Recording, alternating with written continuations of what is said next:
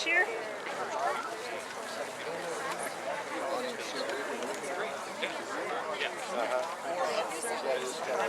Got that? Good evening.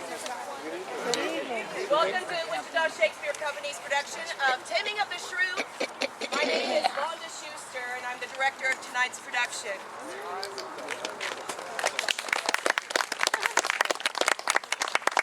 We really appreciate you coming out. This is our final performance in Wichita. We're going to be in Andover tomorrow and in Derby on Sunday. So we're very happy to be in College Hill for our final performance in Wichita. We only have our voices. We do not use microphones, so if you have trouble hearing me, and I'm a loudmouth, you may want to move a little closer because all we have is our voices to project with tonight. We're a not-for-profit organization, Wichita Shakespeare Company. We love what we do. We're all volunteers, from myself to the actors that you see tonight to our production staff. We love it, or we wouldn't do it, but we always need some money to do what we do. And if you appreciate tonight's performance, we welcome you to put a little donation right under Shakespeare's nose at our welcome table. We would welcome any donation that you feel you can give. If you are interested in volunteering, we have a number on our programs that you can contact and become a volunteer. If you're interested in acting with us, we have auditions coming up for our next production, which is Troilus and Cressida. The information about that show is on the back of your program. Those auditions are June 25th and 27th. That's a Saturday and a Monday in the evening from 7 o'clock to 10 o'clock p.m. at University Friends Meeting. So we hope that if you're interested in auditioning, that you will come and do that. Some of you, hopefully we've gotten to most of you, received a survey in your program. We're kind of taking an interest survey about our next season in 2012 to see what you would like to see us do. We've listed next to certain shows a date, and that means that we have done that show in the past. That does not mean that we wouldn't do it again, but just to kind of let you know in the last 13 seasons what we have done. If you are interested in any of these shows, all you have to do is rip next to, on the dotted line, the thing you're interested in. You don't have to mark it with a pen. And after the show is over, you can return it back to our welcome table. We'd love to hear from you. And hopefully by Troilus and Cressida, we might be able to tell you what our season will be in 2012. That's our goal. We hope that you enjoyed tonight's show, and we welcome you to the beautiful College Hill Park.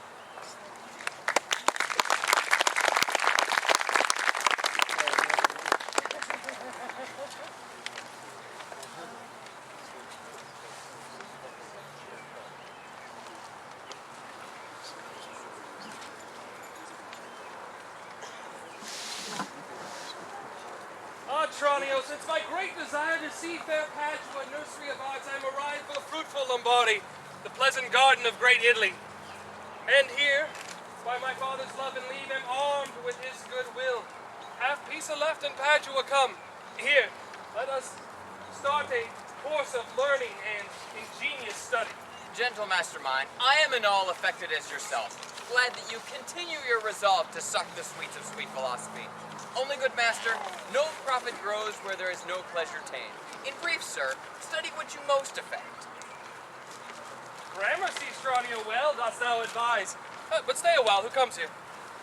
Gentlemen, importune me no farther, for how firmly am I resolved, you know. That is, not to bestow my youngest daughter till I have a husband for the elder. Now, if either of you both love Katharina, for I know you well and love you well, leave shall you have to court her at your pleasure. To curse her rather, she's too rough for me. There, Hortensio, will you any wife? Is it your will to make a game of me amongst these mates? Mates maid? How mean you that? No mates for you unless you were of gentler, milder mold. In faith, sir, you shall never need to fear. Surely it is not halfway to my heart. But if it were, doubt not my care should be to comb your noodle with the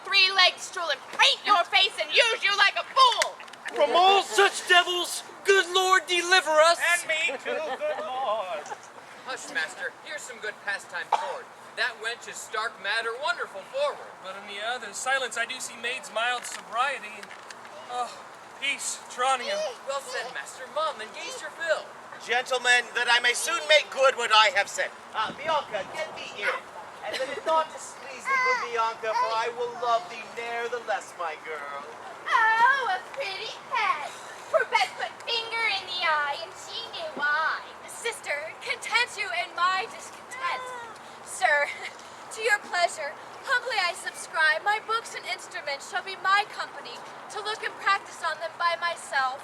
Hark, Tranio, thou mayst hear Minerva speak. Senor Baptista, will you be so cruel? Sorry am I that our goodwill effects Bianca's grief. Why will you lock her up, Signor Baptista, for that fiend of hell, to make her bear the penance of her tongue? Gentlemen, content ye, I am resolved. Go in, Bianca. And that I know she taketh most delight in music, instruments, and poetry, schoolmasters will I keep within my house, fit to instruct her youth. If you, Hortensio, or Signor Gremio, you know of any such, refer them hither. For to cunning men I am very kind, and liberal to mine own children in good bringing up. And so, farewell. Katharina, you may stay. No! For I have more to commune with Bianca.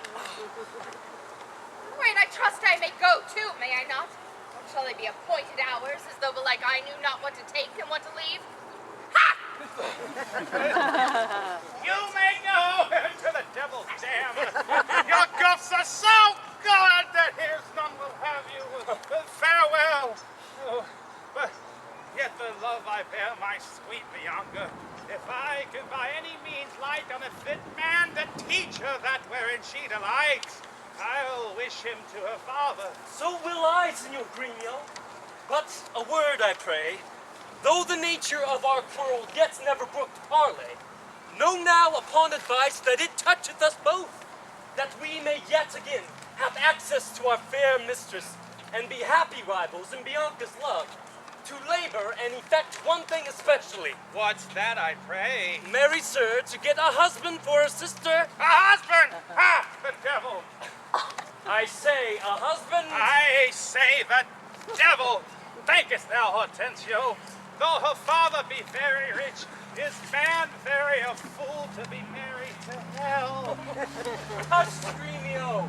Though it pass your patience and mine to endure her loud alarms, yet there be good fellows in the world, and a man could light on them, would take her with all faults and money enough. I'd take her dowry with this condition, to be whipped at the high cross every morning. Faith, I say, Signor Gremio, there's small choice in rotten apples, but come, since this bar-in-law makes us friends, it shall be so far forth friendly maintained. All by helping Baptista's eldest daughter to a husband, we set his youngest free for a husband, and then have to it fresh, sweet Bianca. Ha! He that runs fastest gets the ring. How say you that, Signor Gremio? I am agreed, and wish I had the very best in the horse from Padua that would thoroughly woo her to begin his wooing, that would woo her, wed her, bid her rid the house of her. Come on. I pray, sir, tell me, is it possible that love should of a sudden take such hold? Till I found it to be true, I never thought it possible or likely. But see now, while we idly stood looking on, I found the effects of love in idleness. And now I do in plainness confess to thee, Otranio, I burn, I pine, I perish, Otranio, if I cannot achieve that young maid. Assist me, for I know thou canst. Counsel me, for I know thou wilt. Master, you look so longly on the maid, perhaps you marked not what's the pith of all. Marked you not how her older sister began to scold and raise up such a storm that mortal ears might hardly endure the din? I saw her poor lips depart, and her breath did perfume the air. Sacred and sweet was all I saw in her. Nay then, 'tis time to stir him from his trance. I pray, awake, sir. If you love the maid, bend thoughts and wits to achieve her. Thus it stands. Her eldest sister is so cursed and shrewd that till the father rid his hands of her master, your love must live a maid at home, and therefore has he closely mewed her up, because she will not be annoyed with suitors. Oh, Tranio, what a cruel father is he. But art thou not advised? He took some care to get the cunning schoolmasters to instruct her. Aye, marry am I, sir, and now 'tis plotted. I have it? Both our inventions meet and jump in one. You will be the schoolmaster and undertake the teaching of the maid. That's your device. It is, Master Contenti. I have it full. We have not yet been seen in any house, nor can we lie recognized by our faces for man or master. And it is thus. You shall be Master Tranio in my stead. You shall keep my house, my servant, my port, as I should. I shall some other be, some Neapolitan, some Florentine, or meaner man of Pisa. 'Tis hatched it shall be so. Quick, uncase thee. Put on my pillow. Kate and Patch. When Bianca comes, she waits on thee, but I'll charm her first to keep her tongue. So had you need, and I am tied to be obedient. For so your father charged me at our parting. Be serviceable to my son, quoth he. Although I think 'twas in another sense, I am content to be Lucentio, for so well I love Lucentio. So, for Lucentio loves, let me be a slave to achieve that maid whose wounded sight hath thralled my eye. Ah, here comes the rope. Della, where have you been? Where have I been? Nay, how now, where are you? Master, has my fellow Tranio stolen your clothes, or you his, or both? Pray, what's the news? Bianca, come hither. Frame your manners to the time, 'tis no time to jest. Your fellow Tranio, to save my life, hath put my apparel and countenance on, and I, to escape mine, have put on his. For at a time since we came ashore, I killed a man and feared I was described. Wait on him, I charge you, while I make way from hence to save my life. Do you understand? I, sir, never a whit. Not a jot of Tranio in your mouth. Tranio is changed into Lucentio. The better for him would I were so too. Would I, girl, to have the next wish after, that Lucentio indeed had Baptista's youngest daughter. But Della, not for my sake, but for your master's, I charge you, use your manners discreetly in all kind of companies. When I'm alone, why then I am Tranio, but in all places else, your master Lucentio. One thing more, thyself, Tranio, must execute to make one among these wooers. If thou ask why, suffices my reasons are both good and weighty. Come.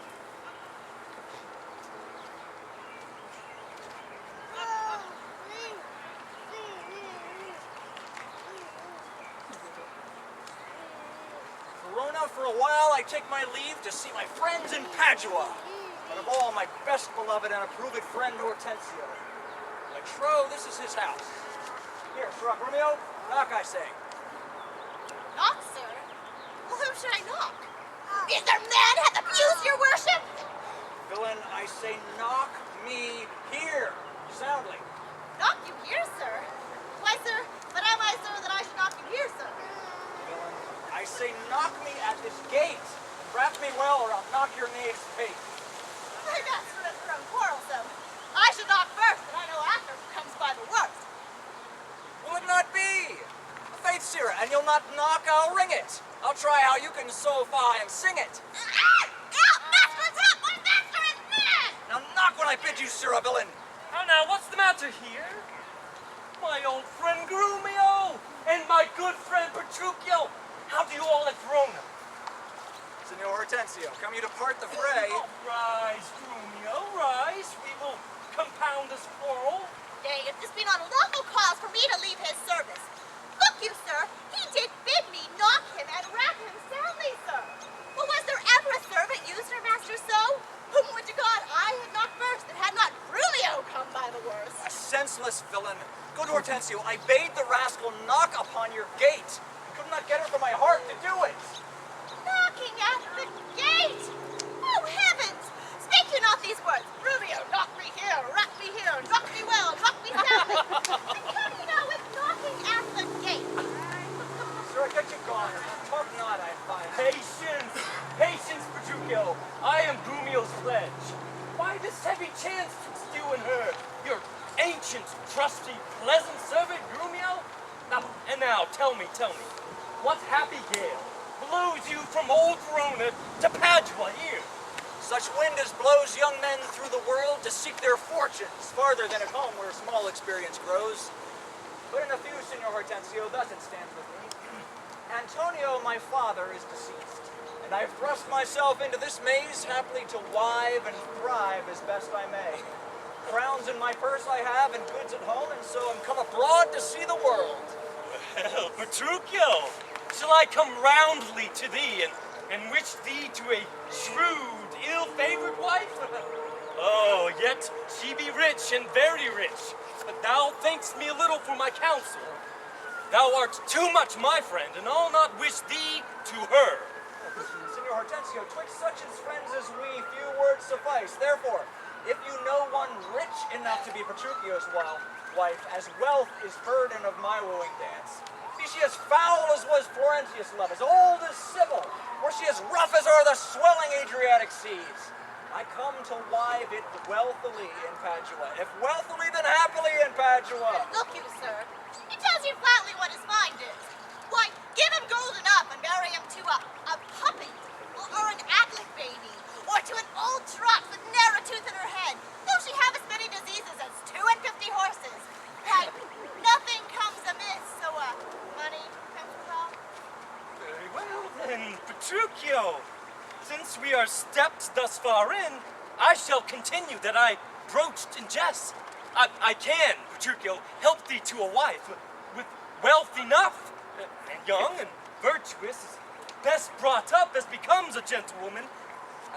Yet her only fault, and that is faults enough, is that she is intolerable cursed and shrewd and froward, so much so that were my state far worse than it is, I would not wed her for a mine of gold. Hortensio, peace, thou knowst not gold's effects. Give me her father's name, and 'tis enough. For I will board her, though she chide as loud as thunder when the clouds in autumn crack. Her father's name is Baptista Minola, an affable and courteous gentleman. Her name is Katherine Minola, renowned in Padua for her scolding tongue. I know her father, though I know not her, and he knew my deceased father well. I will not sleep, Hortensio, till I see her. Nay, sir, let him go while the humor lasts. Yet tarry, Petruchio, for I must go with thee. For in Baptista's keep my treasure is. He hath in his hold the jewel of my life, his youngest daughter, beautiful Bianca, and he keeps from me and others, suitors, rivals in my love, thinking it a thing impossible for those defects that I before rehearsed, that ever Katharina be wooed. Therefore, this charge has Baptista taken, that none shall have access unto his youngest daughter until his eldest, Katharina the Cursed, hath got a husband. Katharina the Cursed! A title for a maid of all titles the worst. Yet, good friend, will you do me the grace to offer me, disguised in sober robes, to old Baptista? Yes, as a schoolmaster. Yes, one well seen in music, that I may by this device have access to beautiful Bianca, yea, and to make love to her, and to unsuspected court her by myself. Oh, yet, hey, stay a while. Come, mark these gentlemen. One be a suitor, yea, a rival in my love. A proper stripling and an amorous. Oh, very well, I have perused the note. I will have them very fairly bound, all books of love. See that at any hand, and see that you read no other lectures to her. You understand me? Over and beside Signor Baptista's liberality, I'll mend it with the largest. And take your paper too, and I'll have them very well perfumed, for she is sweeter than the perfume itself to whom they go to. What will you read to her? Whatever I read to her, I'll profess for you as for my patron, stand you so assured as yourself were firmly still in place. Yea, perhaps with more successful words than you, unless you were a scholar, sir. Oh, that's learning what a thing it is. Oh, this woodcock, what an ass of it. Please, sir. It's Grumio, Mom. God save you, Signor Grumio. Oh, and you are very well met, Signor Hortensio. Trow you whither I'm going? To Baptista Minola. I promise to carefully inquire about a schoolmaster for the fair Bianca, and by good fortune I have lighted well on this young man. Oh, fit to learning in behavior, fit for her turn, well read in poetry and other books. Good ones, I warrant ye. 'Tis well, and I have met one to help me to another.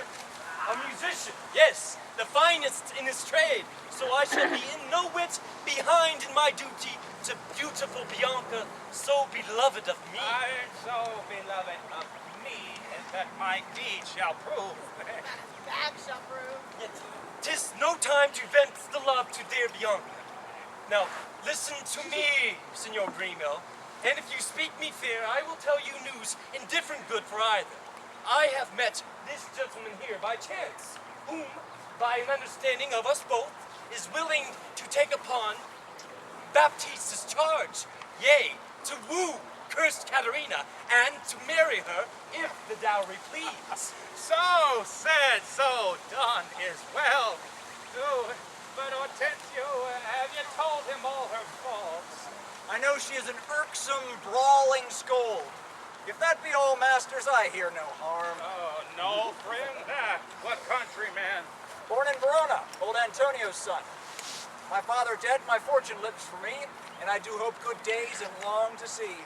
Well, such a life with such a wife was strange, but if you have a stomach to it in God's name, but will you woo this wildcat? Will I live? Will he woo her? Aye, or I'll hang her. Why came I hither but to that intent? Think you a little din can daunt mine ears? Have I not in my time heard lions roar? Have I not heard the sea puffed up with winds rage like an angry boar chafed with sweat?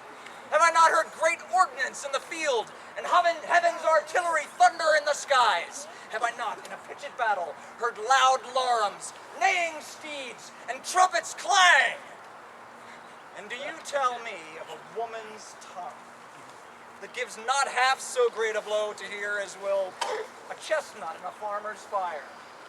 Tush, tush.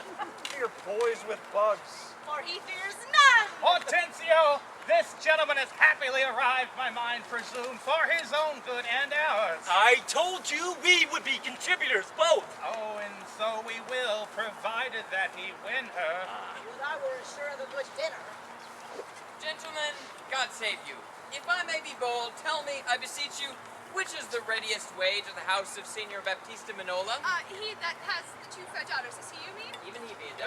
You mean not her? Perhaps him and her, sir. What have you to do? And not she that chides in anything by a pray. I love no chiders, sir. Bianca, let's go. Sir, a word, here you go.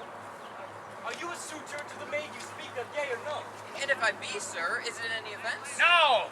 If without more words, he will get you hence. Why, sir, are not the streets as free for me as for you? But so is not she. What reason, I pray you? Now, for this reason that thou must know, she is the choice love of Signor Gremio. She is the chosen of Signor Hortensio.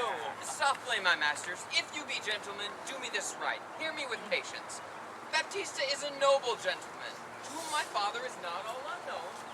And were his daughter fairer than she is, she may more suitors have than me for one. Sir, may I be so bold to ask, have you seen Baptista's daughter? No, but here I do that he hath two. The one is famous for a scolding tongue, as is the other for beauteous modesty. Sir, the first's for me. Let her go by. Yea, leave that labor to great Hercules. Sir, understand you this of me in sooth. The youngest daughter whom you hearken for, her father keeps from all access of suitors, and will not promise her to any man until the elder sister first be wed. The younger then is free and not before.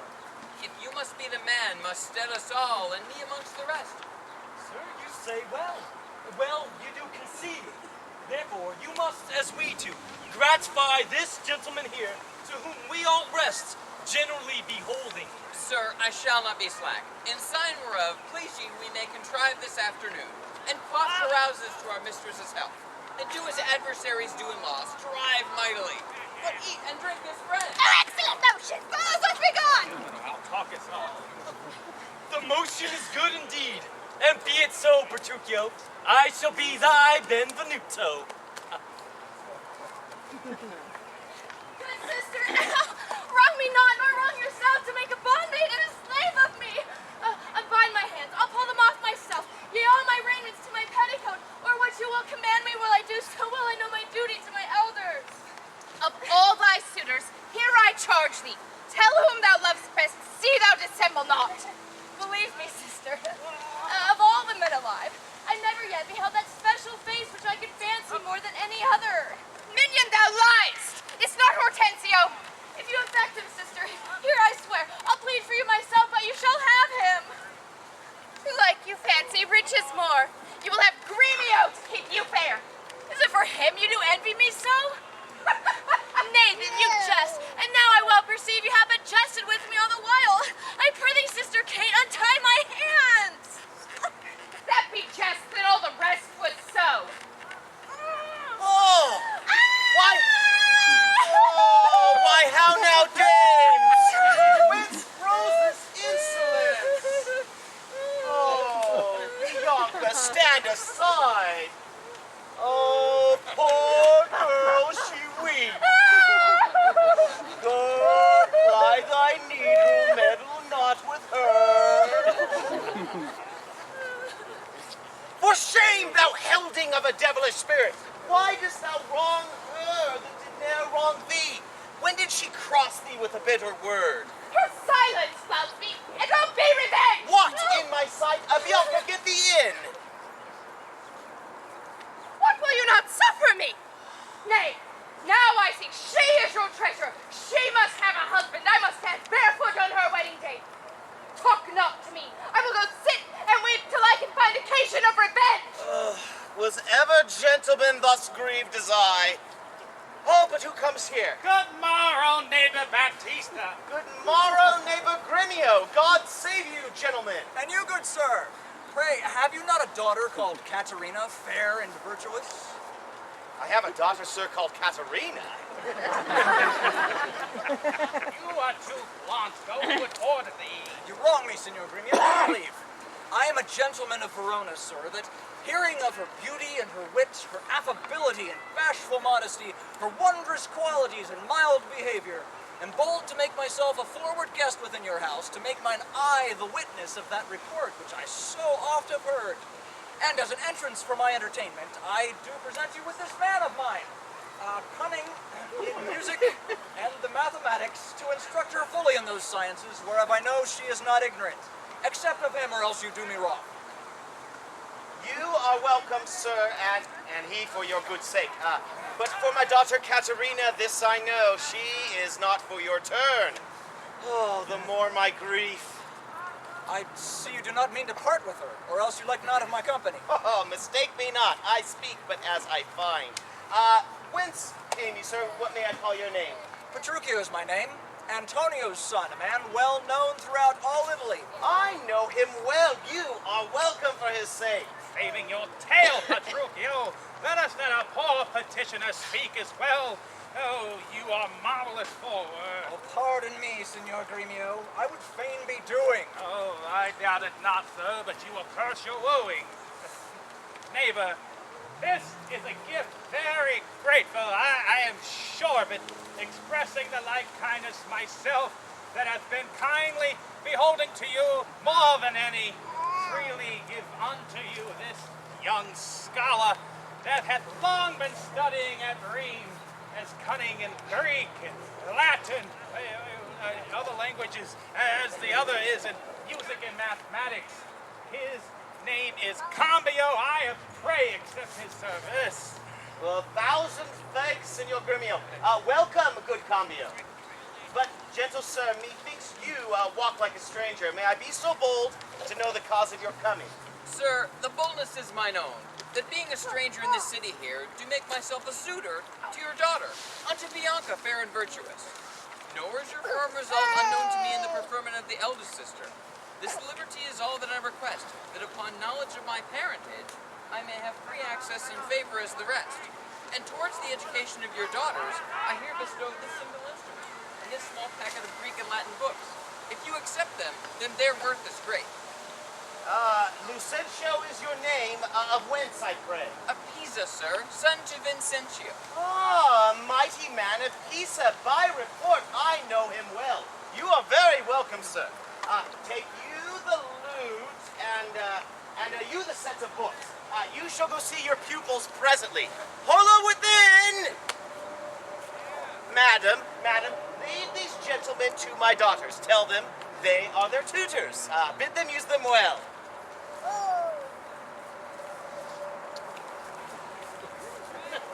We shall go walk a while and then to dinner. You are passing welcome, and I pray you all to think yourselves. Signor Baptista, my business asketh haste, and every day I cannot come to woo. You knew my father well, and in him me, left solely heir to all his lands and goods, which I have bettered rather than decreased. Therefore, if I get your daughter's love, what dowry shall I have with this wife? Well, after my death, the 1/2 of my lands, and in possession of 20,000 crowns. And for that dowry, I'll assure her of her widowhood, albeit that she survived me, and all my lands and leases whatsoever. Let specialties be therefore drawn between us, that covenants may be kept on either hand. Aye, when the special thing is well obtained, that is her love, for that is all in all. Why, that is nothing, for I tell you, Father, I am as peremptory as she proud-minded. And where two raging fires meet together, they do consume the thing that feeds their fury. While little fire grows great with little wind, yet extreme gusts will blow out fire and all. So I to her, and so she yields to me. For I am rough, and woo not like a babe. Well, mayest thou woo, and happy be thy speed, but be thou prepared for some unhappy words. As mountains are for winds that shake not, though they blow perpetually. Why, how now, friend? Why dost thou look so pale? For fear, I promise you, if I look pale. What, will my daughter prove a good musician? I think she'll sooner prove a soldier. Iron may hold with her, but never loose. Why, then thou canst not break her to the lute. Why, no, sir, for she hath broke the lute to me.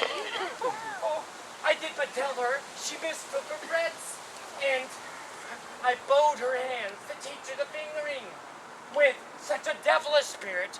For whence call you these? Quoth she. Oh, fume with them! And with that, she struck me upon the head. Yes, and then through my pate, the instrument made way. And there I stood, amazed awhile as on a pillory. When she did call me rascal fiddler and twangling jack and 20 such vile terms as had she studied to misuse me thus. Now, by the world, it is a lusty wench. Over 10 times more than e'er I did. Oh, how I long to have some chat with her. Well, go with me and be not so discomfited. I'll proceed in practice with my youngest daughter, for she is apt to learn and thankful for good turns. Signor Petruchio, will you go with us, or shall I send my daughter Kate to you? I pray you do.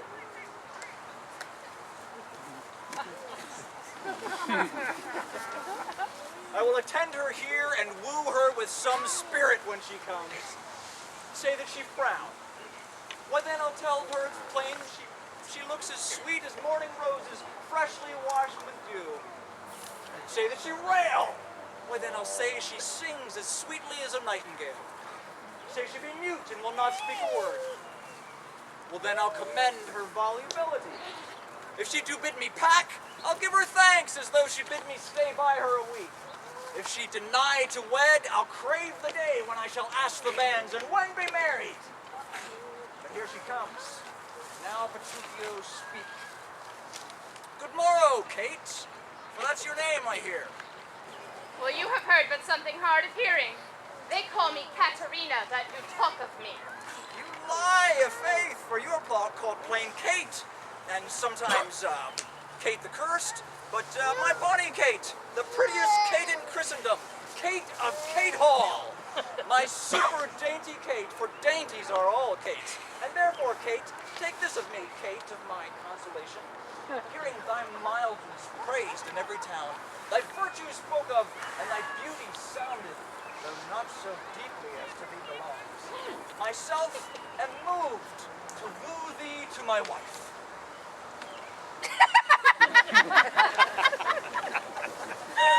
Moved! In good time. Let him that moved you hither remove you hence. I knew at the first you were immovable.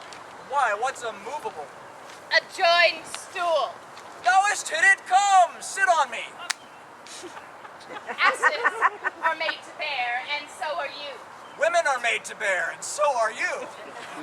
No such jade as you with me, you mean? Ah, come, sweet Kate. I would not burden thee, but knowing thee to be but young and light. Too light for such a swain as you to catch, and yet as heavy as my weight should be. Should buzz. Well, ta'en and like a buzzard. Oh, come, you wasp. I' faith you are too angry. If I be waspish, best beware my sting.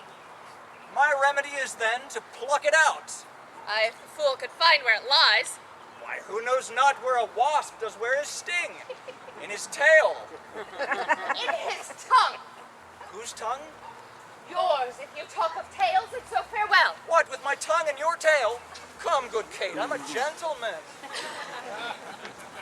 That I'll try. I swear I'll cuff you if you strike again. For so may you lose your arms. If you strike me, you are no gentleman. And if no gentleman, why then no arms? Herald Kate, oh, put me in thy books. What is your crest, a coxcomb? A combless cock, so Kate will be my hen. No cock of mine, you crow too like a craven. Oh, come, sweet Kate, you must not look so sour. 'Tis my fashion when I see a crab. Why, here's no crab, therefore look not sour. There is. Show it me. A glass, I would. What, you mean my face? Well aimed of such a young one. Now, by St. George, I am too young for Yet you are withered. you. 'Tis with cares. Care not. Nay, come again, good Kate.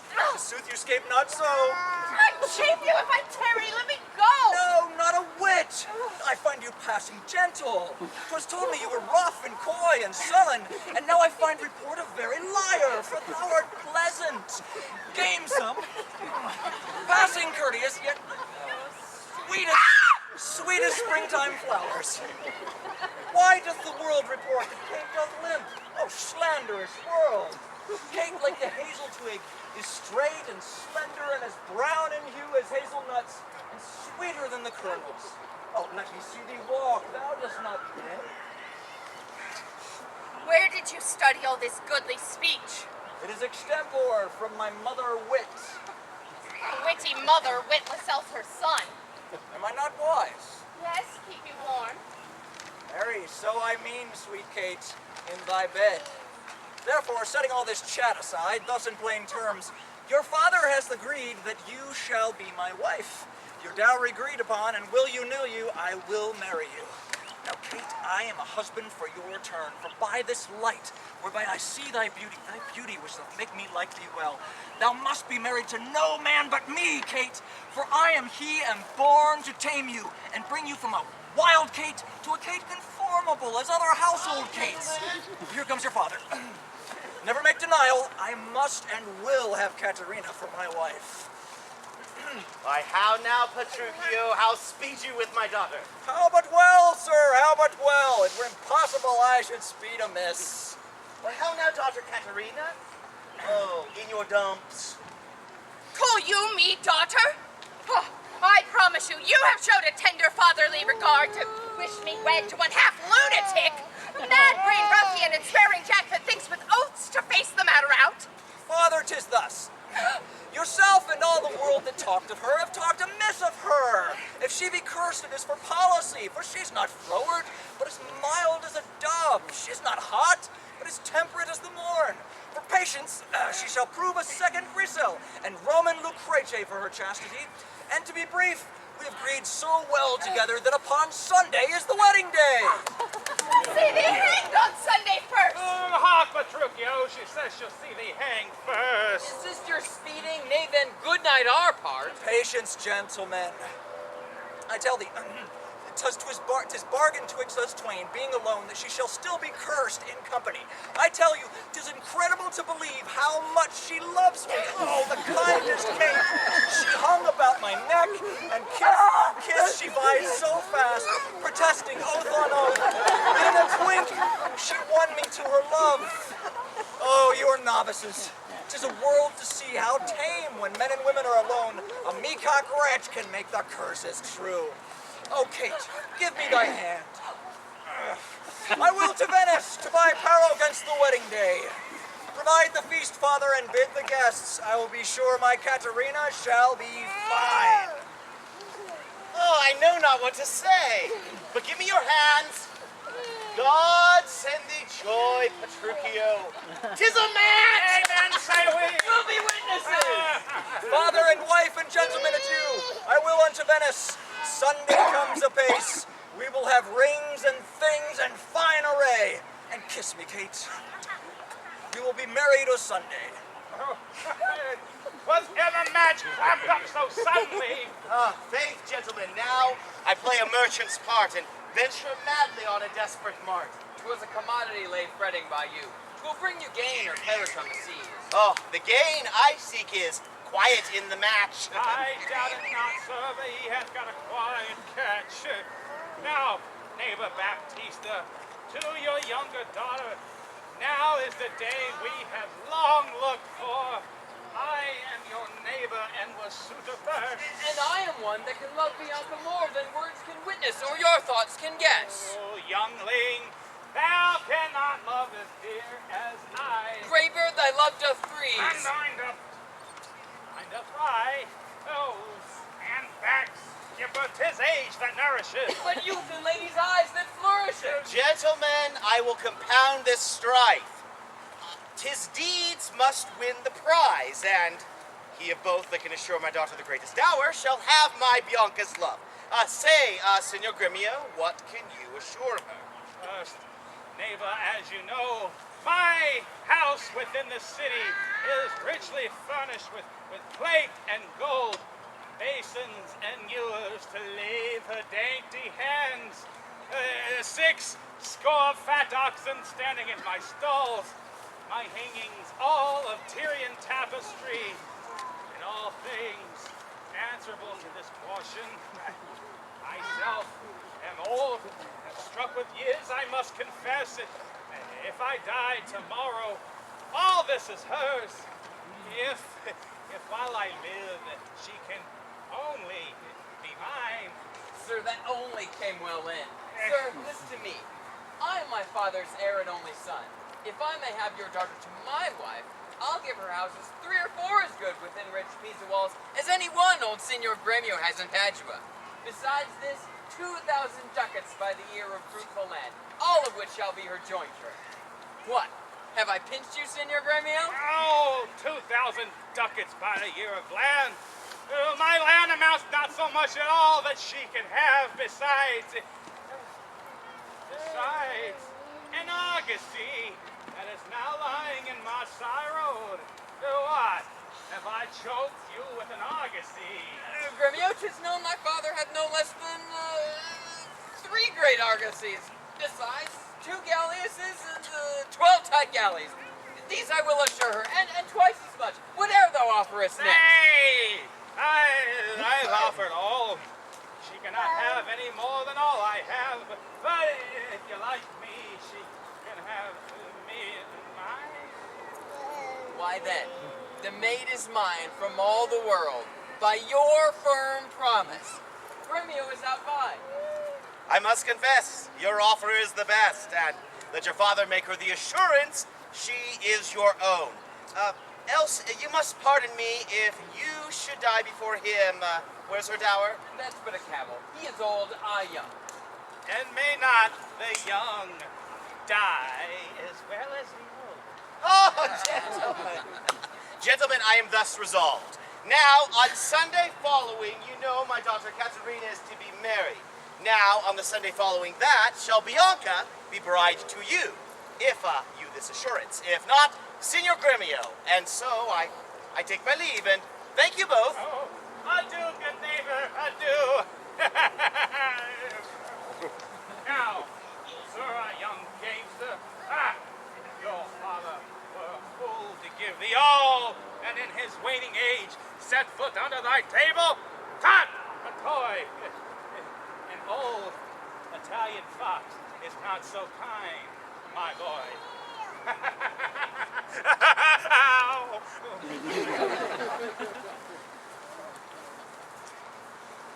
Vengeance on your crafty withered hide!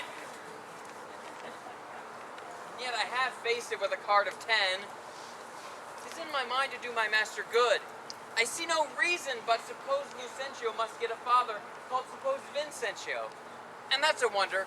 Fathers commonly do get their children, but in this case of wooing, a child shall get a sire if I fail not of my cunning.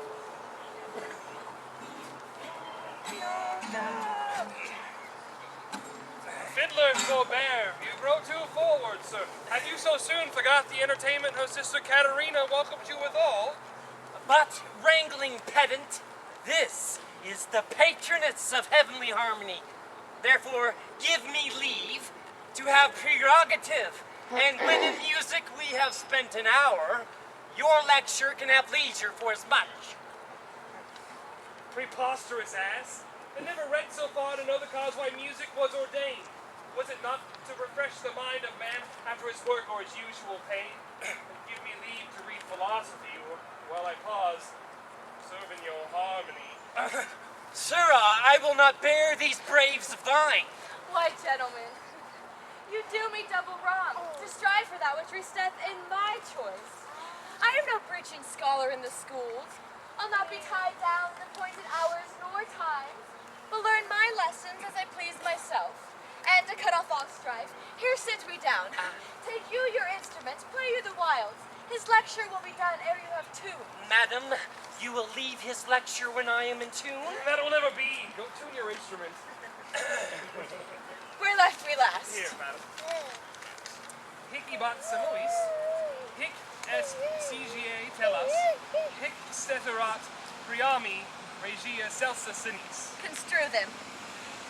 Hic ibat, as I told you before, simois, I am Lucentio. Hic est son unto Vincentio. CGA tellus, disguised us to get your love. Hic steterat, that man Lucentio that comes a-wooing. Priami is my man Tranio. Regia,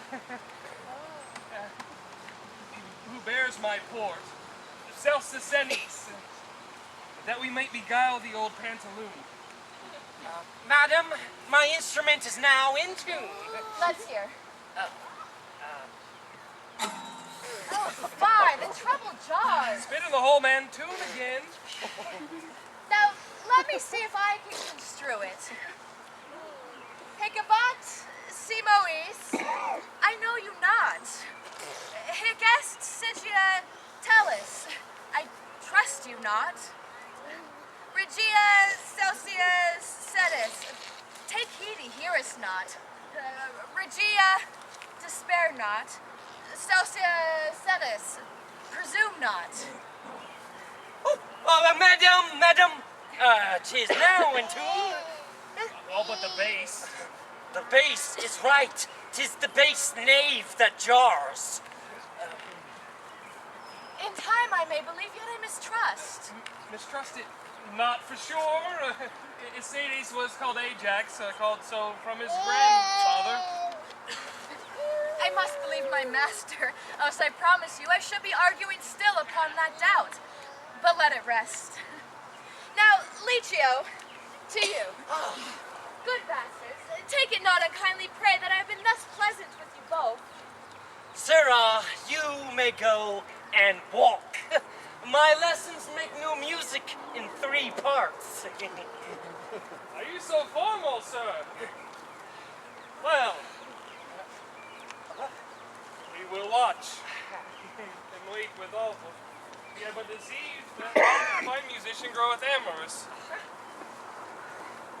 Oh, madam, before you touch the instrument, I must begin with the rudiments of art.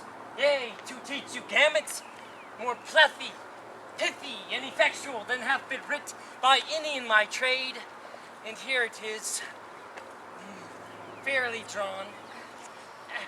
Why, I am past my gamuts long ago. Yet, read the gamut of Hortensio.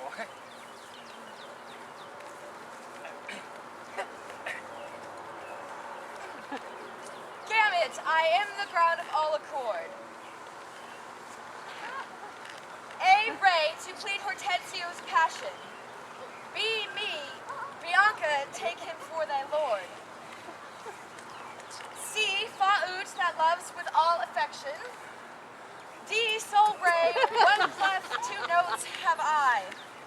E la me, show pity or I die. Call you that, gamut? Tut, I like it not. Old fashions please me best. I am not so nice to change true rules for old inventions. Mistress, your father prays you leave your books and help to dress your sister's chamber up. You know tomorrow is the wedding day. Farewell, sweet masters. Both. I must be gone. Faith, mistress, then I have no cause to stay. But I have cause to pry into this pedant, for methinks he looks as though he were in love. Signor Lucentio, now is the appointed day that Katherine and Petruchio are to be married. Yet we hear not of our son-in-law. What will be said? What mockery will it be to want the bridegroom when the priest attends to speak the ceremonial rites of marriage? What says Lucentio to this shame of ours? No shame but mine. I must forsooth be forced to give my hand opposed against my heart unto a mad Brean Rudesby full of spleen, who wooed in haste and means to wed at leisure. I told you he was a frantic fool. He'll woo 1,000, appoint the day of marriage, proclaim feasts, invite friends, proclaim the banns, yet never means to wed where he has wooed. How must the world point at poor Katharina and say, lo, there is mad Petruchio's wife, if it would please him to come and marry her. Patience, good Katharina, and Baptista too. Upon my life, Petruchio means but well, whatever fortune stays him from his word. Though he be blunt, I know him passing wise. Though he be merry, yet withal he's honest. But Katharina had never seen him, though. Go, girl. Oh, I cannot blame thee now to weep. Such an injury would vex a very saint, much more a shrew of thy impatient humor. Master news, old news, and such news that you've never heard of. Is it new and old too? How may that be? Why, is it not news to hear Petruchio's coming? Is he come? Why, no, sir. What then? He is coming. Well, when will he be here? When he stands where I am and sees you there. But what say to thine old news? Why, Petruchio is coming in a new hat, an old jerkin, a pair of breeches thrice turned, a pair of boots that were candle cases, one buckled, another lace, an old rusty sword taken from the town armory with a broken hilt chainless and two broken points, and a horse hipped with an old mothy saddle and stirrups of no kindred. Oh, who comes with him? Oh, sir, his lackey, a monster, a very monster, not like a Christian footboy or a gentleman's lackey. 'Tis some odd humor pricks him to this fashion, yet oftentimes he goes but mean apparel. I'm glad he comes, howsoe'er he comes. Why, sir, he comes not. Didst thou not say he comes? Who, that Petruchio came? I, the Petruchio, came? No, sir, I say his horse comes with him on his back. Why, that's all one! Hey, by St. J.B., I told you a penny a horse and a man is more than one, and yet not many. Come, where be these gallants? Who's at home? Oh, you are welcome, Sir, yet I come not well. and yet you halt not. Not so well apparelled as I wish you were. For better I should rush in thus. But where is Kate? Where is my lovely bride? Sir, you know today was to be your wedding day. First were we sad, fearing you would not come. Now sadder, seeing that you come so unprovided. Fight off this habit, shame to your estate, and eyesore to our solemn festival. And what occasion of import hath also long detained you from your wife, and sent you hither so unlike yourself? Tedious in word to tell and harsh to hear. Sufficeth I am come to keep my word, but where is Kate? I stay too long from her. The morning wears. 'Tis time we were at church. Go not to your bride in these unreverent robes. Go to my chamber. Put on clothes of mine. Not I, believe me. Thus I'll visit her. But thus I trust you will not marry her. Good sooth, even thus. Therefore had done with words. To me she's married, not unto my clothes. Were well for Kate, better for myself. But what a fool I am to chat with you when I should bid good morrow to my bride and seal the title with a lovely kiss.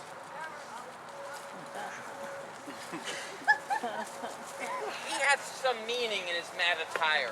We will persuade him, be it possible, to put on better ere he go to church.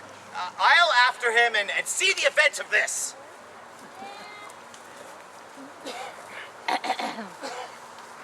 But to her love concerneth us to have her father's liking, which to bring to pass, as I before unparted to your worship, I am to get a man, it matters not, will fit into our turn, and he shall be Vincentio of Pisa, and make assurance here in Padua of greater sums than I have offered. So shall you enjoy your hope, and marry sweet Bianca with consent. Were it not for my fellow schoolmaster doth watch Bianca's steps so narrowly, I think it were well to steal our marriage, and once be performed, let all the world say no. I'll keep my own despite of all the world. We'll overreach the gray-haired Gremio, the narrow-crying Father Minola, the quaint musician amorous Licio, all for my master's sake, Lucentio.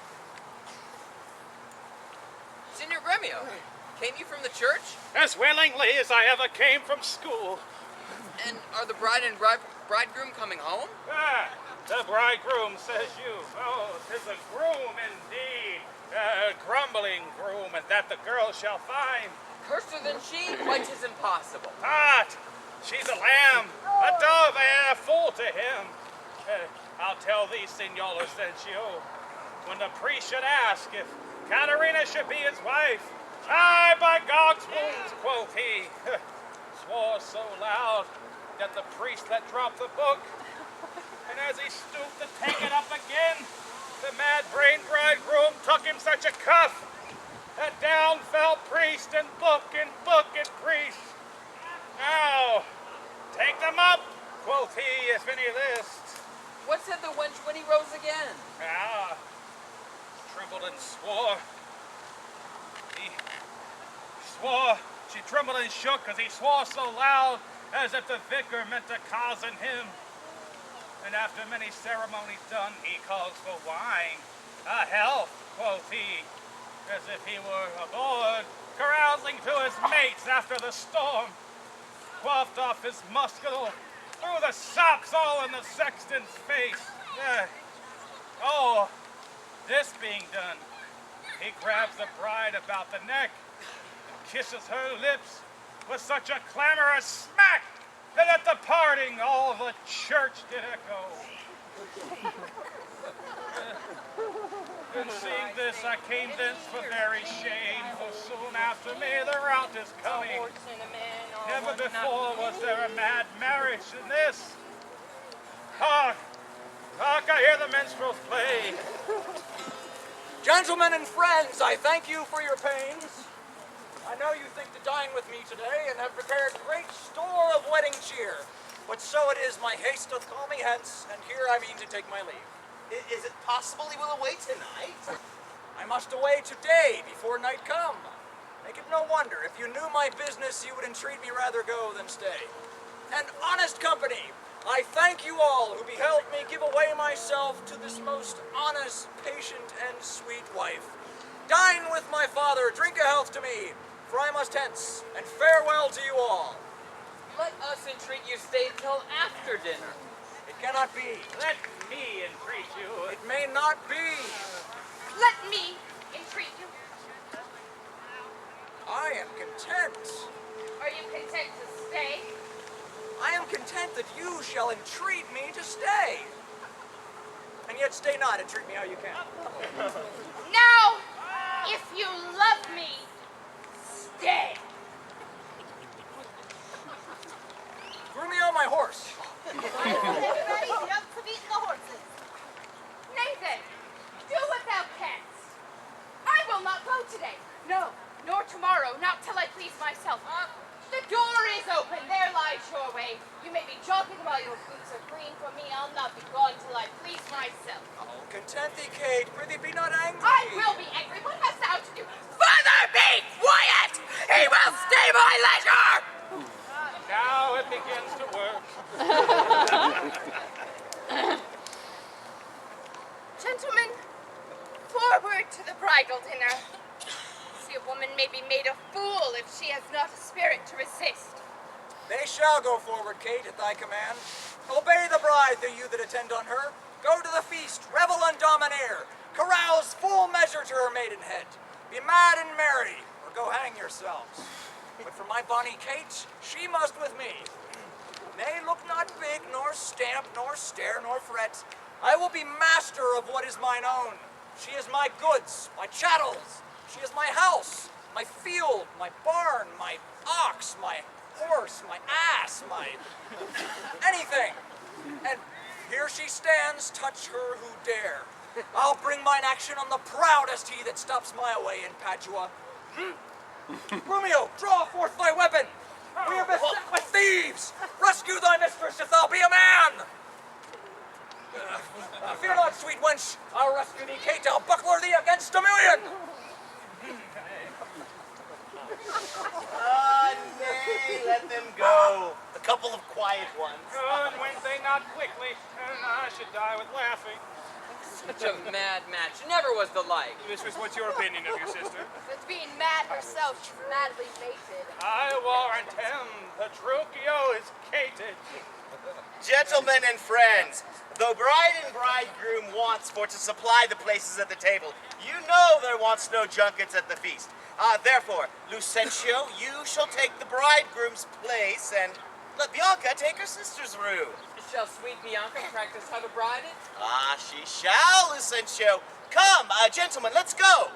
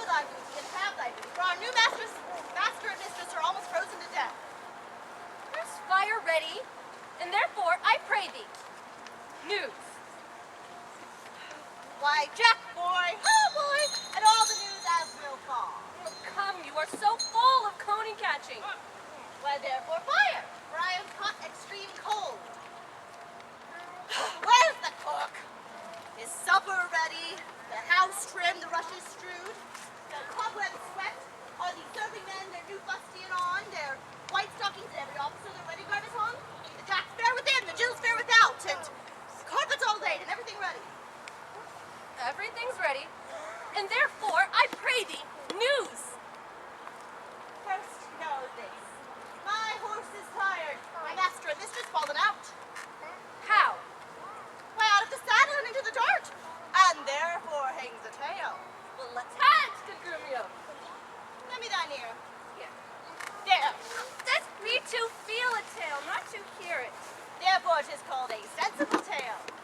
And this cup was but to knock at thine ear and entreat listening. Now I begin. We came down a foul hill, my master riding behind my mistress. Both of one horse. What's that you say? Why, a horse. All thou the tale. But if thou hadst not crossed me, thou shalt have heard how her horse fell and her under her horse, how he did leave her there with her horse upon her, how he beat me because her horse stumbled, how she waded through the dirt to pluck him off me, how he swore, how she prayed as one never prayed before, how I cried, how the horses ran away, the bridle was burst, how I lost my crupper, along with many things of worthy fashion, which now shall die in oblivion, and thou return unexperienced to thy grave. By this reckoning, he's hotter shrew than she. Aye, and this now as the Protestant you shall learn when he comes home. Let's talk of this. Come with Nathaniel, Joseph, Nicholas, Walter, Sugarsoft, and the rest. Are they here? They are. Call them forth. Do you hear? Ho! Welcome home, Grumio. How now, Grumio? How now, old lad? Are you? Hello, you? Greetings, you? So much for greeting. Now, my food companions, are all things ready and all things neat. All things are. How near is our master? Even now at hand, delighted by this. And therefore, be not. Wait, I hear my master. Where be these knaves? What, no man at door to hold my stirrup nor to take my horse? Where's Nathaniel, Gregory, Philip? Here, sir. Here, sir. Here, sir. Here, sir. Here, sir. Here, sir. Here, sir. Here, sir. You loggerheaded and unpolished grooms. What, no attendance? No regard? No duty? Where's the foolish knave I sent before? Here, sir, as foolish as I was before. You peasant swain! You whoreson, malt-horse drudge! Did I not bid thee meet me in the park, and bring along these rascal knaves with thee? Nathaniel's coat was not yet ready, sir, and Gabriel's pumps were all unpinked in the heel. There was no link to color Peter's cap, and Walter's dagger had not yet come from sheathing. There were none ready but Adam, Ruff, and Gregory. Cresper, ragged, old, and beggarly. And as they are, here they are come to meet you. Go, rascals, go! Fetch my supper in!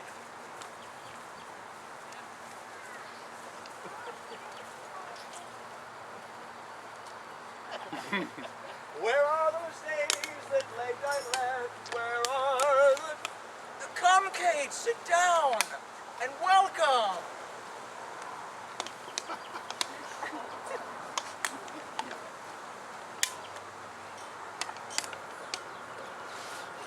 Sound! Sound! Sound! Sound!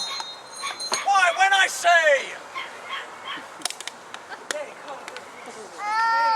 Be merry. Off with my boots, you rogues! You villains win! Oh, you rogue, you plucked my fur awry! Take that, and mend the plucking off the other! Be merry, Kate. Some water here, what ho? Where's my spaniel, Troilus? Yeah, go ahead, Senda. Bid my cousin Ferdinand to come hither. One Kate you must kiss and be acquainted with. Come, let us have some water. Come, Kate, and wash and welcome heartily. You villain, will you let it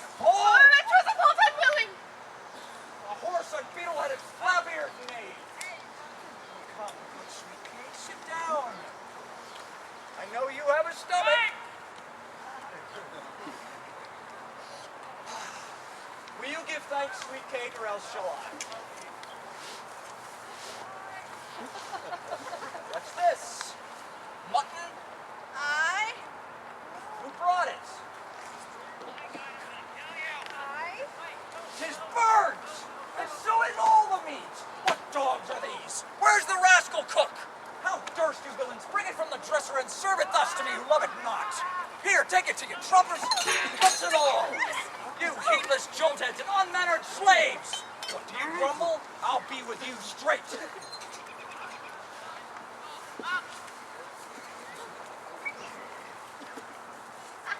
I pray you, husband, be not so disquiet. The meat were well if you were so contented. I tell you, Kate, 'twas burnt and dried away, and I expressly am forbid to touch it. For it engenders choler, planteth anger. Better 'twere that both of us did fast, for of ourselves are choleric, than feed it with such over-roasted flesh. Be patient. Tomorrow it shall be mended. Tonight we shall fast for company. Come, I'll bring thee to thy bridal chamber.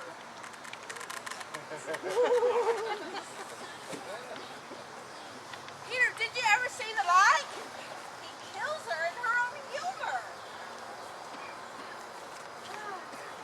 Where is he? In her bridal chamber, making a sermon of continency about her.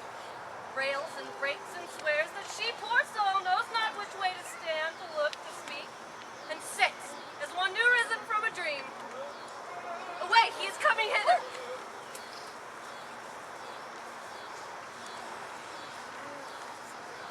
Thus have I politically begun my reign, and 'tis my hope to end successfully. My falcon now is sharp and passing empty. Until she stoops, she must not be full gorged, for then she never looks upon her lure. Another way I have to man my haggard, to make her come and know her keeper's call. That is to watch her as we watch these kites that bait and feed and will not be obedient. She eat no meat today, nor none shall eat. Last night she slept not, nor tonight she shall not. As with meat, some undeserved fault I'll find about the making of the bed. And here I'll throw the pillow, there the bolster, this way the coverlet, another way the sheets. And amid all this hurly, I intend that all is done in reverent care of her. And in conclusion, she shall watch all the night. And should she chance to nod, well then I'll rail and brawl, and with the clamor keep her still awake. This is a way to kill a wife with kindness. And thus I'll curb her mad and headstrong humor. He that knows better how to tame a shrew, now let him speak. 'Tis charity to show.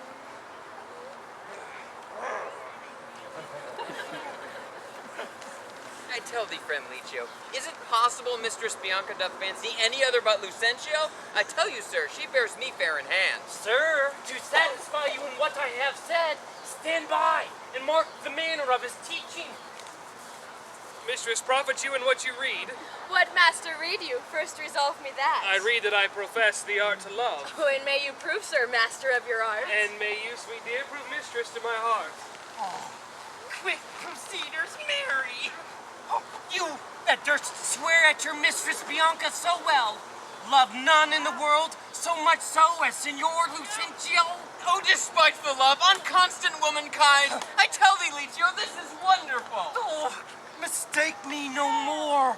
I am not Licio, nor a musician as I seem to be, but one that lives in scorn to be in such a disguise, and makes a god of such a calling.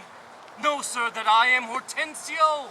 Signor Hortensio, often have I heard of your entire affection to Bianca, and since mine eyes are witness of her lightness, I will with you, if you be so contented, forswear Bianca and her love forever. Here is my hand, and here I do swear never to woo her no more, but to take back all the fond flattery that I have fondly flattered her withal. And here I take the unfeigned oath, never to marry with her though she would entreat. Fie on her! See how beastly she doth court him! Oh, were all that world but this gentleman could forswear her, But for me, that I may keep with mine oath, I will be married to a wealthy widow ere 3 days pass, to keep mine oath. Kindness in women, Sir Lucentio, not their beauteous looks, shall win my heart. And now, I take my leave, in an oath as I have sworn before.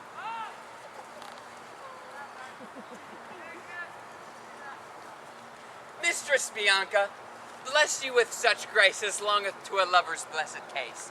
Nay, I have ta'en you napping, gentle love, and have forsworn you with Hortensio. Tranio, you jest, but have you both forsworn me? We have! Then we are rid of Licio. In faith, he'll have a lusty widow now that shall be wooed and wedded in a day. God give him joy. Aye, and he'll tame her. He says so, Tranio. He has gone unto the taming school. The taming school? What, is there such a place? Aye, and Petruchio is the master that teacheth tricks 11 and 20 long to tame a shrew and charm her chattering tongue. Master, I have watched so long that I am dog-weary, but at last I spied an ancient angel come down the hill that will serve the turn. What is he, Biandella? I know not what, but in gay countenance, surely like a father. If he be credulous and trust my tale, I'll make him glad to see Vincentio, and make assurance to Baptista Minola as if he were the right Vincentio. Take in your love and let me alone.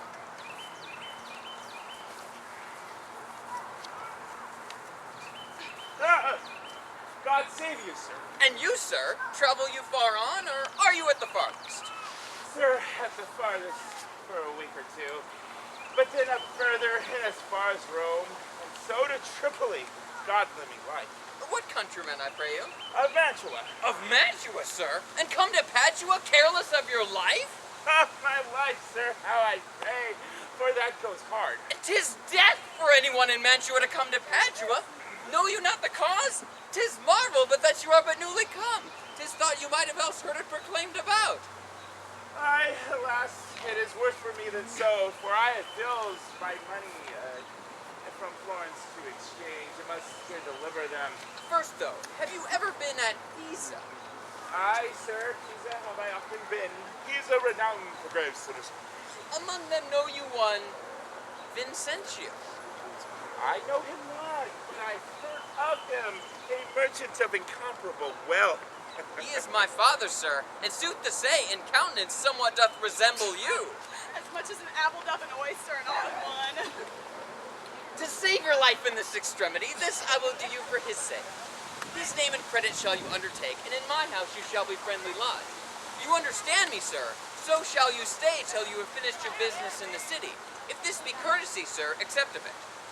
Oh, sir, I do, and will refute you ever, the patron of my life and liberty. Then go with me to make the matter good. This, by the way, I let you understand. My father is herefore looked every day to pass assurance of a dower in marriage twixt me and one Baptista's daughter here. In all these circumstances, I'll instruct you. Go with me to clothe you as becomes you.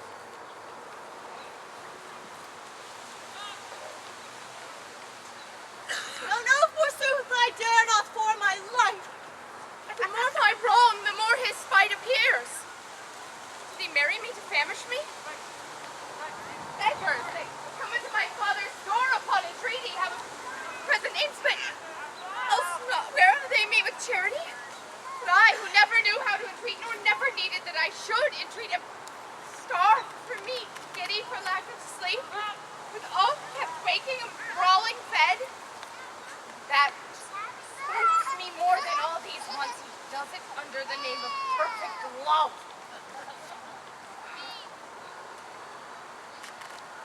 What prithee, good Romeo, go and get me some repast. I care not what, so it be wholesome food. What say you to a neat book? 'Tis passing well, I pray you bring it me. I fear it is too choleric. What say you to a fat tripe, finely broiled? I like it well, good Romeo, fetch it me. I fear it is choleric. What say you to a piece of beef and mustard? Oh, a dish that I can love to feed upon. Aye, but the mustard is too hot a little. But then the beef and let the mustard rest. No, I will not. Thou shalt have the beef, or else get no mustard from Romeo. Why then, both, or one, or anything thou wilt. Why then, mustard without the beef. Romeo!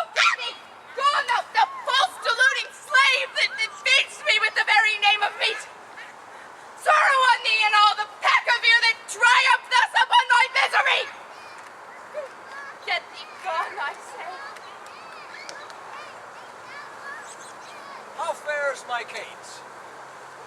What sweeting, all amort? Oh, mistress, what cheer? Kate as cold as can be. Pluck up thy spirits, look cheerfully upon me. Look, love, how diligent I am to dress thy meat myself and bring it thee. I am sure, sweet Kate, this kindness merits thanks.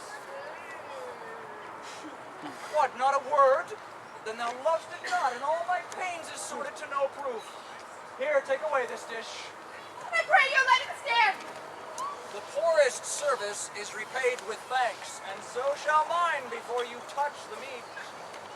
I thank you, sir. Come, Mistress Kate. Fie, Petruchio, you are to blame. I'll bear thee company. Kate, eat apace. And now, my honey love, shall we return to your father's house to feast unsported with the best, with silken caps and coats and golden rings, with ruffs and cuffs and farthingales and things. What, hast thou dined? Ah, the tailor stays thy leisure to deck thy body with her ruffling treasure. Come, tailor, let us see these ornaments. Bring forth the gown.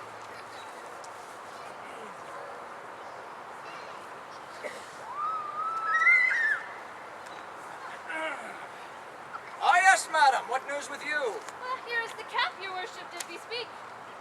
Why, this was molded on a porringer, a velvet dish.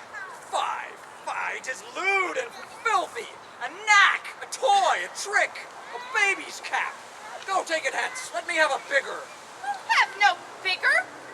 The stuff at the time. Gentle women wear such caps as these. Aye, and when you are gentle, you shall have one too, and not till then. And that will not be in haste. Why, I trust I may have leave to speak. And speak I shall. I am no child, no babe. Your betters have endured me say my mind, and if you cannot, best you stop your ears. My tongue will tell the anger of my heart, or else my heart concealing it will break. And rather than it shall, I will be free, even as I please, to the uttermost, in words. Thou speakest true. It is a paltry cap, a custard coffin, a bauble, a silken pie. I love thee well, and that thou likest it not. Love me, or love me not. I like the cap, and I will have it, or I will have none. The gown? Why, aye. Come, tailor, let us see it. Oh, mercy God! What masking stuff is here? What's this? A sleeve? 'Tis like a demi-cannon. Why, what a devil's name, tailor, callest thou this? Why, I see she's like neither to have cap nor gown. You bid me to make her orderly and well according to the fashion and time.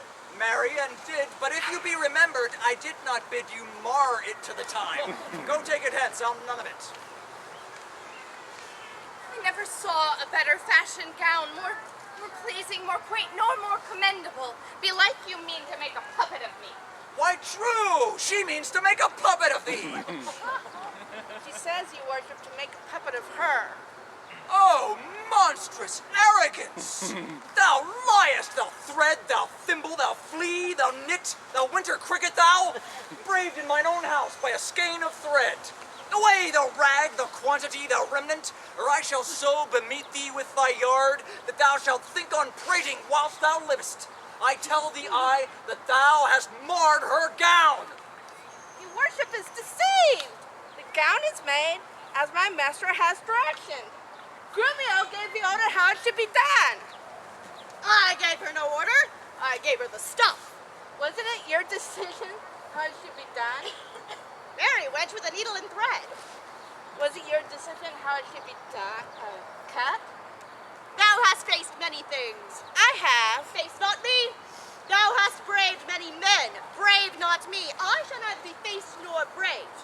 I say unto thee, I did bid thy master cut out the gown. I did not bid him cut it to pieces. Ergo thou liest. Well, here's the note of fashion to testify. Read it. The note lies in her throat if she say I said so. A loose-bodied gown. Master, if ever I said loose-bodied gown, sew me in the skirts of it and beat me to death with a bottom of brown thread. I said a gown. Proceed. With a small compass cave. Oh, I confess the cave. With the trunk sleeve. I confess 2 sleeves. sleeves carefully cut. Aye, there's the villainy. Error of the bill, sir, error of the bill. I did bid the sleeves cut out and sewed up again. And this I will prove upon thee, that thy little finger be armed in a thimble. Huh. That I am for thee straight. Give me thy meat yard and spare not me. Now fie, Grumio. She shall have no odds. Well, in short, madam, the gown is not for me. Aye, sir, 'tis for my mistress. Go, take it up unto your master's use. Fie, take up my mistress's gown for thy master's use? Why, what's your conceit in that? Oh, sir, the conceit is deeper than you think. Take up my mistress's gown for her master's use? Oh, fie, fie, fie. Signor Hortensio, say thou wilt see the tailor paid. Go, take it hence and say no more. Taylor, I'll pay thee for thy gown tomorrow. Take no pains in the hasty words spoken. Let's take our leave. Commend me to thy master.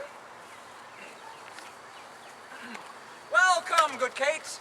We will once more to your fathers, even in these honest, mean habiliments. Our purses shall be proud, our garments poor, for 'tis the mind that makes the body rich, and as the sun breaks through the darkest clouds, so honor appeareth in the meanest habit. What, is the jay more precious than the lark because his feathers are more beautiful? Is the adder better than the eel because his painted skin doth content the eye? Oh no, sweet Kate, if thou account'st it shame, lay it on me, and therefore frolic, for we will henceforth wait to feast and sport us at thy father's house. Sirrah, go hence and bid my men come hither, and bring our horses unto Long Lane, and there we will mount, and thither walk on foot. Let's see, I think it is now some 7 o'clock, and well, we may come there by dinner time. Your pardon, sir. It is now almost 2, and 'twill be supper time ere you come there. It shall be 7 ere I go to horse. Now look, what I say or do or think to do, you are still crossing it. Let it alone, I will not go today. And ere I do, it will be 1 o'clock, I say it is. Why, I see this gallant will command the sun.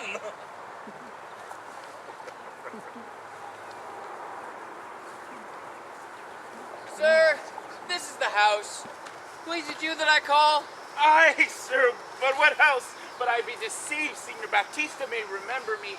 Near 20 years ago, in Genoa, we were lodgers at the Pegasus. That is well, and hold your own in any case, with such austerity as longeth to a father. I warrant you, but sir, here comes your girl. Good she were schooled. I fear you're not hurt.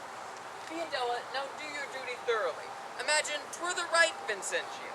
Tut, fear me not. But hast thou done thy errand to Baptista? I told him that your father was at Venice, and you looked for him this day in Padua. Thou art a tall fellow. Hold thee that to drink. Oh, here comes Signor Baptista. Sit your countenance, sir. Signor Baptista, you were happily met. Sir, this is the gentleman I told you of before. Give me Bianca for my petulant.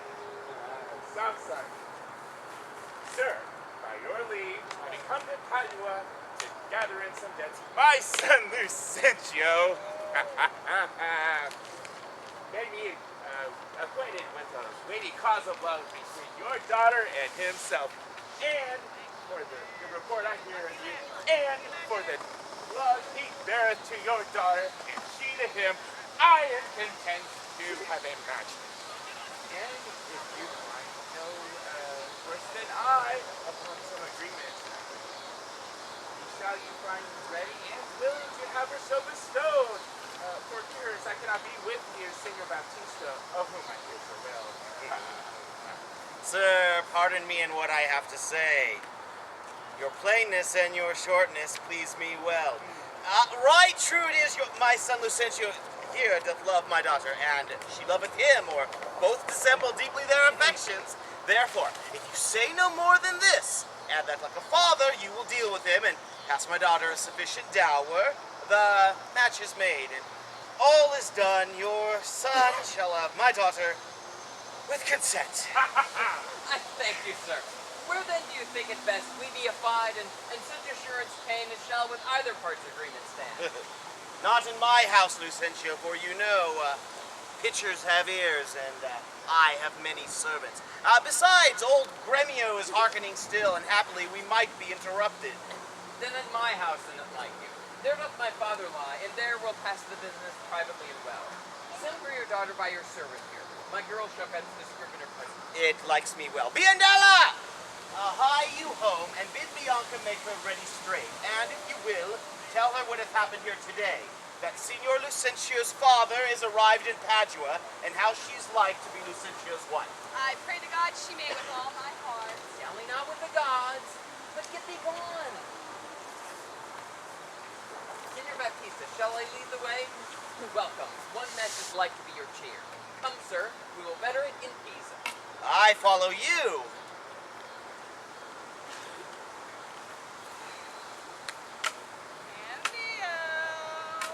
What sayest thou, Biandella? Didst thou not see my master laughing in the party?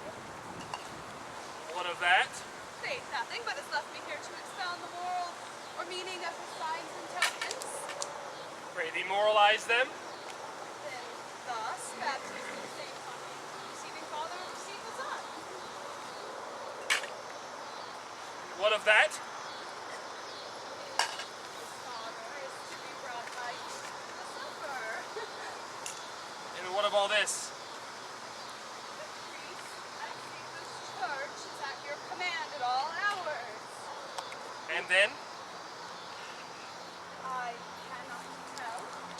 Expect them to be busied about a counterfeit assurance. Take you assurance of her to the church. Take the priest, the clerk, sufficient honest witnesses.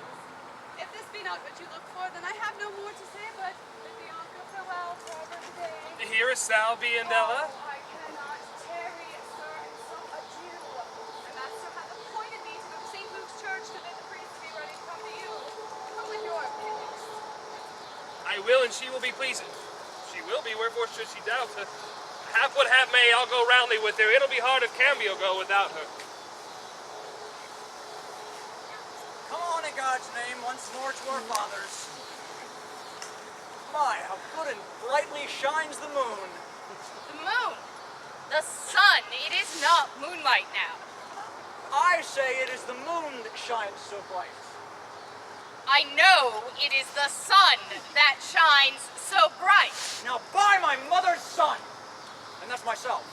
It shall be moon or star or what I list, or ere I journey to your father's house. Go on and bring our horses back again. Evermore crossed and crossed, nothing but crossed. Say as he says, or we shall never go. Forward, I pray you, since we have come so far.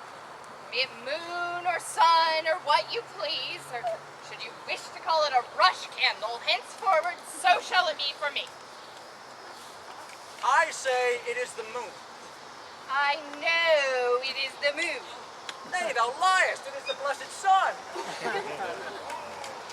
Then God be blessed, it is the blessed sun. But sun it is not when you say it is not, and the moon doth change even as your mind. What you will have it named, even that it is, and so shall it be for Katerina. Fie! Fie! Good Petruchio, go thy ways, the field is won. Well, forward, forward! Thus the bowl should run, and not unluckily against the bias. But soft, what company is here? A good morrow, gentle mistress, where away? Tell me, Kate, and tell me truly too, hast thou beheld a fresher gentlewoman? Such wool of white and red within her cheeks. What stars do spangle heaven with such beauty as those two eyes become that heavenly face? Oh, fair sweet maid, once more good day to thee. Come, sweet Kate, embrace her for her beauty's sake.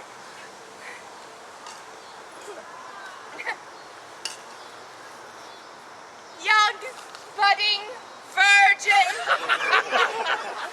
fair and fresh and sweet, whither away, or where is thy abode? Happy the parents of so fair a child. Happy are the man whom favorable stars shall allot thee for his lovely bedfellow. Why, how now, Kate? I hope thou art not mad. This is a man, old, withered, faded, wrinkled, and not a maid, as thou sayest he is. Pardon, old sir, for mistaking? My eyes have been so bedazzled by the sun that everything I look upon seemeth green. But now I see thou art a reverend father. Pardon, I pray, my mad mistaking. Do, good old grandsire, and withal make known which way thou travellest. If along with us, we shall be joyful of thy company. Fair sir, and you, my merry mistress, that with your strange encounter much amazed me. My name is called Vincentio. My dwelling Pisa, and bound I am to Padua, there to visit a son of mine, which long I have not seen. What is his name? Vincentio, gentle sir. Happily we met. The happier for thy son. And now by law, as well as reverend age, I may entitle thee my loving father. The sister to my wife, this gentlewoman, by this thy son hath married. Wonder not, nor be grieved, she is of good esteem. And let me embrace with old Vincentio, and wander we to see thy honest son, who will of thy arrival be full joyous. But is it true, or else is it your pleasure, like pleasant travelers, to break a jest upon the company you overtake? Father, it is so. Come, go along and see the truth hereof. Why, Petruchio, thou hast put me in heart. And now on to my widow. And if she is froward, thou hast taught Hortensio to be untoward.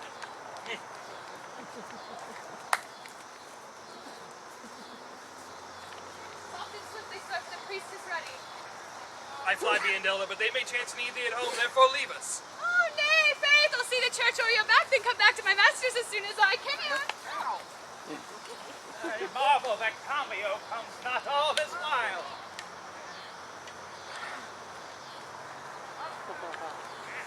Sir, this is the door. This is Lucentio's house. Now we must thither, and here we must take our leave. You shall not choose, but drink before you go. Hola! They're busy within, you best yell louder. What's he that yells? Is Signor Lucentio within, sir? He's within, sir, but not to be spoken withal. What if a man bring 100 pound or two to make merry withal? Keep your 100 pounds to yourself. He shall need none so long as I live. Nay, I told you your son was well beloved in Padua. Do you hear, sir? To leave frivolous circumstances, pray tell Signor Lucentio his father is come from Pisa, and is standing here at the door to speak with him. Thou liest! His father is come from Padua and looking out at this window. Art thou his father? Aye, sir, so his mother says, if I may believe her. Well, now, gentlemen, what this is flat knavery to take upon you another man's name. Lay hands on the villain. I believe it means to cousin somebody in this city under my countenance. Oh, I have seen them in the church together. God send them a good champagne. Oh, but who is here? My old master Vincentio. Now we are undone and brought to nothing. Come hither, crack-hip. Hope I may choose, sir? Come hither, you rogue. What, have you forgot me? What? Forgot you? No, how could I forget you for? I never saw you before in all my life. What, you notorious villain? Didst thou never see thy master's father, Vincentio? What? My old, worshipful, old master? Yes, Mary, see where he looks out the window? Yes, so indeed. Help! Help! Help! There's a man around here who will murder me! Help, son! Help, Signor Baptista! Come, Kate, let's stand aside and see the end of this controversy. Who are you that offer to beat my servants? Who am I, sir? Nay, who are you, sir? Oh, immortal gods! Oh, fine villain! Oh, I am undone! I am undone! How now? What's the matter? What, is the man lunatic? Sir, you seem a sober ancient gentleman by your habit, but your words show you a madman. Why, sir, what turns you if I wear pearl and gold? I thank my good father I'm able to maintain it. My father! Oh, villain! He is a sailmaker in Bergamo! Ah, you mistake, sir. You mistake. Pray, what do you think is his name? His name? As if I knew not his name. I have brought him up ever since he was 3 years old, and his name is Tranio! Away, mad ass! His name is Lucentio, and he is my only son! to the lands of me, Senor Vincentio. Lucentio, oh, he hath murdered his master. Lay hold on him. I charge you in the Duke's name. Oh, my son, my son! Tell me, thou villain, where is my son Lucentio? Call forth an officer! Carry this man knave to the jail! Father Baptista, I charge you see that he be forthcoming. Carry me to the jail. He shall not go to prison. Yeah, I say he shall go to prison, Signor Premio. Take heed, Senor Baptista. I dare swear this is the right Vincentio. Swear if thou darest. I dare not swear. Away with the daughter, to the jail with him. Then thou wert best say that I am not Lucentio. I do know thee as Senor Lucentio. Oh, yonder he is. Deny him, forswear him, or else we are all undone.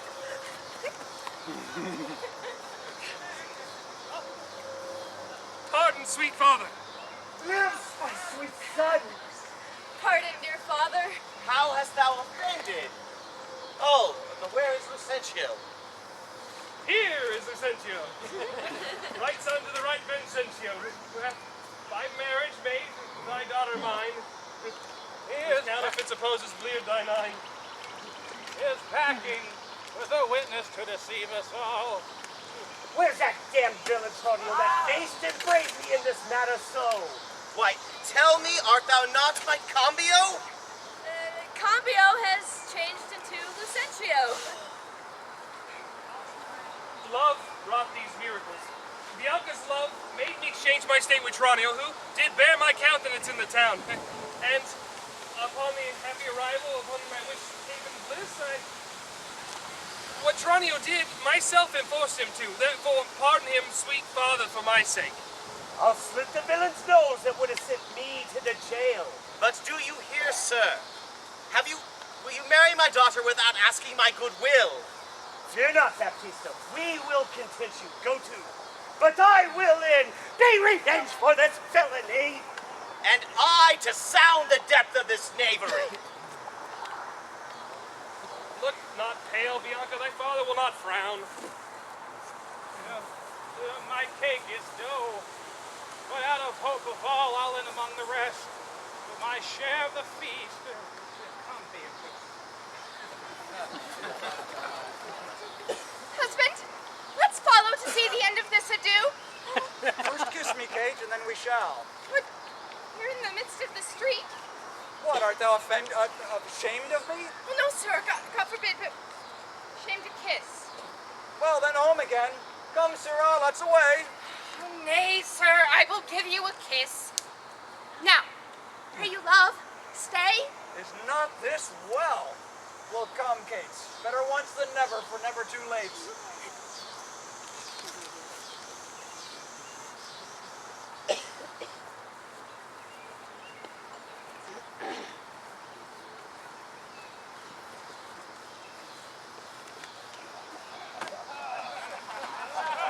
What a day. I sent you to the jail almost. Unbelievable.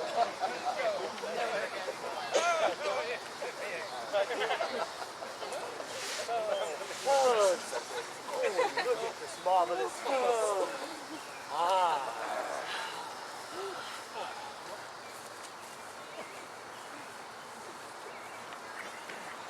At last, though long our jarring notes agree, my fair Bianca bid my father welcome, as I with self-same kindness welcome thine. Brother Petruchio, sister Katharina, and thou Hortensio with thy loving widow, feast with the best, and welcome to my home. I pray you sit down, while we sit to chat as well as eat. Nothing but sit and eat and eat. Padua affords this kindness, son Petruchio. Padua affords nothing but what is kind. I would that word were true for both our sakes. Now, for my life, Hortensio fears his widow. Then never trust me if I be afeard. You are very sensible, but you miss my sense. I mean, Hortensio is afeard of you. Oh, he that is giddy thinks the world turns round. Roundly reply. Mistress, how mean you that? Thus I conceived by him. Conceived by me. How likes Hortensio that? My mistress means thus she conceives her tale. Ah, very well mended. Kiss him for that, good widow. He that is giddy thinks the world turns round. I pray you, tell me what you meant by that. Your husband, being troubled by a shrew, measures my husband's sorrow by his own. And now you know my meaning. A very mean meaning. Right. I mean you. And I mean indeed respecting you! 100 marks by Kate to That is my office. Gremio, these quick-witted folks. Oh, believe me, sir, they butt together well. And hasty-witted body would say your head and butt were head and horn. Aye, Mistress Bright, hath that awakened you? Aye, but that frightens me. Therefore, I'll sleep again. Nay, that you shall not. Now that you've stepped in, have it you for a bitter jest or two. Am I your bird? I mean to shift my bush and then pursue me as you draw your bow. You are welcome all. She hath prevented me. Here, Signor Tranio, this bird you aimed at, though you hit her not. Therefore, a health to all that shot and missed. Lucentio had me like his greyhound, which runs for himself but catches for his master. Good swift simile, but something current. 'Tis good you hunted for yourself. 'Tis thought your deer does hold you at a bay. Oh, Petruchio, Tranio hits you now. Thank you for that good Tranio. Confess, hath he not hit you here? Has called me a little, I confess. And as the jested glance away from me, 'tis 10 to 1 it hit you two outright. Senor Petruchio, I think thou hast the veriest shrew of all. Well, I say no. And therefore, for assurance, let us each one send unto his wife. And he whose wife is most obedient to come at first when he doth send for her, shall win the wager which we will propose. Content? What is the wager? 20 crowns. 20 crowns! I'll venture so much of my hawk or my hound, but 20 times as much upon my wife. Oh! Hey, 100 then! Content? A match, 'tis done. Who shall begin? That will I. Biandella, go bid my wife come to me. Son, I'll be your half, Bianca comes. I'll have no halves, I'll bear it all myself. For now, Biandella, what news? Your mistress sends word that she is busy and cannot come. Oh, she's busy and she cannot come. Is that an answer? Aye, and a kind one, too. Pray God, sir, your wife not send you a word. I hope better. Biandella, go and entreat my wife to come to me forthwith. Oh, how entreat her? Well, then she must needs come. Oh, say what you will. I know yours will not be entreated. Biandella, where's my wife? She says you have some goodly jest in hand. She will not come, she bids you come to her. Intolerable, not to be enjoyed. Sir Grumio, go to thy mistress. Tell her I command her to come to me. I know her answer. What? She will not. Foul or fortune mine, and there an end. Now by my holiday, here comes Katharina. What is your will, sir, that you send for me? Where's your sister and Hortensio's wife? They sit conferring by the parlor fire. Go bring them hither.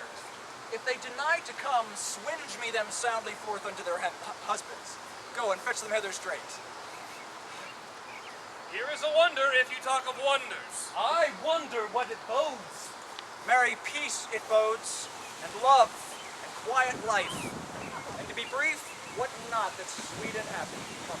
Now, son Petruchio, the wager thou hast won, and I will add unto their losses 20,000 crowns. Well, another dowry for another daughter, for she is changed as she has never been. Hey, I will win my wager better still, and show more sign of her obedience, her new-built virtue and obedience.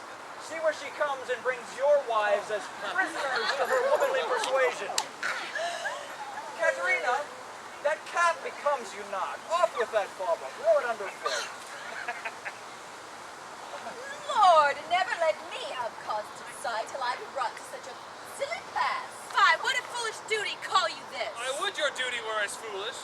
For the wisdom of your duty, fair Bianca, hath cost me 100 crowns in supper time. More fool you for laying on my duty.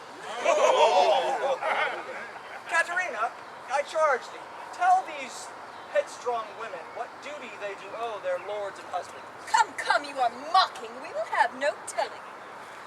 Come on, I say, and first begin with her. She shall not. I say she shall. First begin with her. Fie, fie, unknit that threatening, unkind brow, and dart not scornful glances from those eyes toward thy lord, thy king, thy governor. Blots thy beauty as frost to bite the meads, confounds thy fame as whirlwind Shakespeare buzz, and in no sense is meet or amiable. Woman moved is like a fountain troubled, muddy, ill-seeming, thick, bereft of beauty. While it is so, none so dry or thirsty will deign to touch or sip one drop.